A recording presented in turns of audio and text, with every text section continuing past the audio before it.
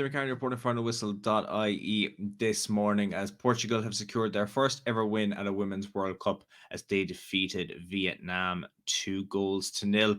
But despite that 2-0 result, they will be left perplexed as to how they only scored twice in a game that they dominated from start to finish and had numerous chances at goal, but just could not get a few more into the back of the net. The goal difference now will come into play as they take on the US in their final group game. A point behind them. Goal difference looks like that won't be the difference between the two sides to see who can progress into the knockout stages of this competition, as Portugal will now need to win that game if they want to progress in their maiden World Cup journey.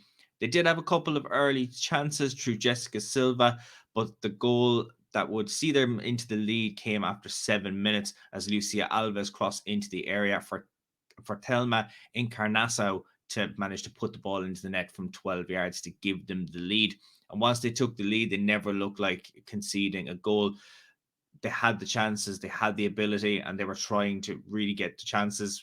Silva and Kika Nazare were having numerous chances at goal as they were looking to try and put two between them. 21 minutes in, that was the case. They were causing numerous problems. Vietnam were at 6s and 7s in terms of defense, unable to mark, unable to have any form of a shape.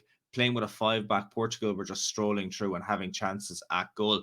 And it was Nazare. She managed to connect with a pass from Encarnação that cut the defense wide open as she finished to the left-hand bottom corner to make it 2-0. They pressed on for the remainder of the half. They were putting Vietnam under intense pressure, but just could not get a third goal in the tie. They had numerous chances, but did go in 2-0 up at the break. Into the second half, it was very much more of the same in terms of those high possession chances and trying to get shots on goal. But in the second half, Portugal might have been a little bit more complacent when it came to their shooting, more so creating chances that were of a low XG nature, shooting from distance, trying to get those chances and trying to put the ball in the back of the net. They were left a little bit frustrated knowing that the result was probably definitely in doubt by that stage. They were 2-0 up. The 3 points looked to be theirs, and they were going to get their maiden win at a World Cup.